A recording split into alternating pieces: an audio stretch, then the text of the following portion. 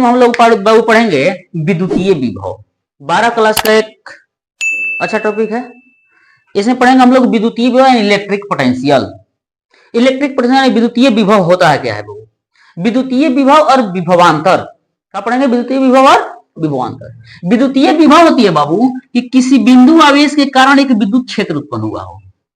क्या उत्पन्न हुआ हो, विद्युत क्षेत्र उत्पन्न हुआ हो। और एकांक आवेश को विद्युत क्षेत्र के अंदर लाने में किसी बिंदु पर जितनी कार्य संपादित होती है उसे विद्युतीय विभव कहा जाता है। अनंत से बाबू हम विद्युत क्षेत्र के बाहर से किसी भी आवेश को लाते हैं, अनंत से बोलता है। यानी एकांक आवेश को अनंत से विद्युत क्षेत्र के अंदर लाने में जितनी कार्य संपादित होती है उसे हम क्या कहेंगे, विद्युतीय विभव कहते हैं। विद्युतीय विभव होते हैं कि विद्युत क्षेत्र के अंदर किसी बिंदु पर लाने में जो भी कार्य संपादित हुआ उसे हम विद्युतीय विभव कहते हैं। परिभाषा के रूप में लिख लेंगे कि एकांक आवेश को विद्युत क्षेत्र के अंदर लाने में जितनी कार्य संपादित होती है उसे विद्युतीय विभव कहते हैं। इसे क्या कहते हैं बाबू, विद्युतीय विभव कहते हैं। विद्युतीय विभव को हमेशा V द्वारा सूचित किया जाता है।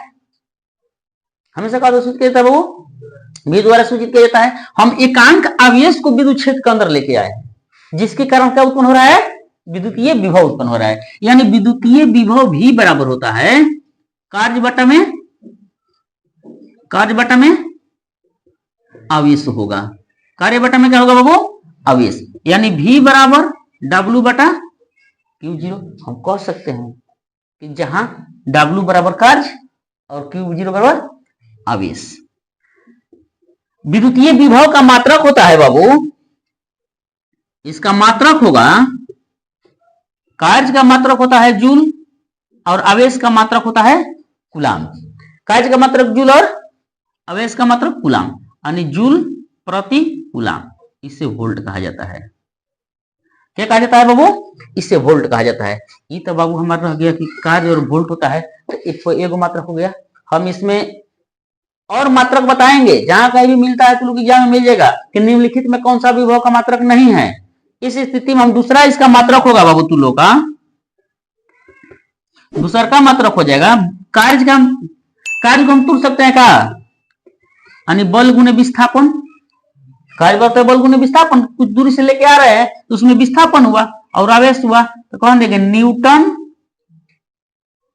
मीटर प्रति कूलाम, यानी न्यूटन मीटर प्रति कूलाम। दूसरा मतलब क्या हो जाएगा बाबू, न्यूटन मीटर प्रति कूलाम या न्यूटन मीटर कूलाम इनवर्स हम कह सकते हैं।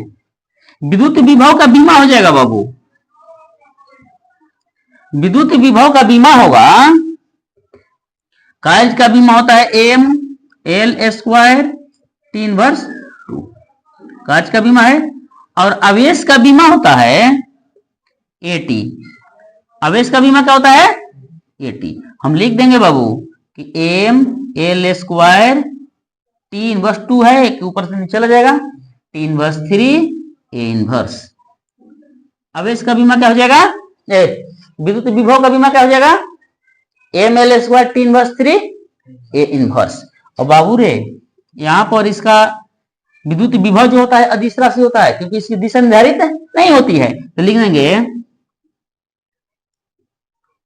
विद्युतीय विभव एक अदिश राशि है। क्या कह देंगे बाबू, विद्युत पर विभव का, देख बाबू मान ले कि विद्युत क्षेत्र के बाहर आवेश हो तो अनंत पर विभव का मान क्या होता है, तो अनंत पर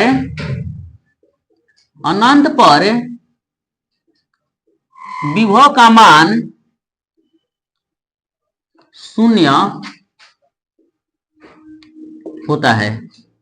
अनंत पर विभव का मान क्या होता है बाबू, अनंत पर विभव का मान 0 होता है। जो अनंत पर आवेश स्थित हो तो विभव का मान क्या होता है, 0 होता है। जो विभव होती है ना बाबू, विभव धनात्मक, यदि धन आवेश के कारण जो विभव उत्पन्न हुआ हो, धन आवेश के कारण विभव हो तो धनात्मक विभव होती है, और ऋण आवेश के कारण तो ऋणात्मक होती है, या इसका मान धन आवेश ऋण आवेश तो 0 होती है। यानी हम कह सकते हैं कि विभव धनात्मक ऋणात्मक तथा शून्य हो सकता है। यानी विभव जो होता है धनात्मक, ऋणात्मक या शून्य हो सकता है। धनात्मक भी हो सकता है, ऋणात्मक भी हो सकता है या शून्य होता है। ये आवेश की प्रकृति पर निर्भर करती है। कहां पर निर्भर करती है बाबू? आवेश की प्रकृति पर निर्भर करती है। जो विभव होता है आवेश की प्रकृति धनात्मक, ऋणात्मक या शून्य हो सकता है। अब होती है बाबू कि जब विद्युत क्षेत्र के अंदर, अब आप विभवांतर जानते हैं, इसके बारे में पढ़ते हैं विभवांतर। अब विभव जो होती है बाबू अनंत से आवेश को किसी बिंदु पर लाते हैं, तो लाने में जो कार्य संपादित होती है उसे विद्युत विभव कहते हैं। विद्युत क्षेत्र के अंदर ही किसी आवेश को एक बिंदु से दूसरे बिंदु तक ले जाने पर जितने विभव में अंतर होता है उनके बीच के अंतर को हम विभवांतर कहते हैं। विद्युत क्षेत्र के अंदर दो बिंदुओं के बीच विभव में अंतर को हम क्या कहते हैं? विभवांतर कहते हैं। अब हम मान लेते हैं कि किसी बिंदु ए पर विभव का मान V1 है, उसको बिंदु B पर ले जाने पर उसके विभव का मान V2 हो गया, तो विभवांतर हो जाएगा V2 माइनस V1 बराबर dV, यानी होता है विभवांतर। क्या होगा वो? विभवांतर। यानी दो बिंदुओं के बीच जो विभव में अंतर होती है उसे क्या कहते हैं? विभवांतर कहते हैं। क्या कहते हैं? विभवांतर। अनंत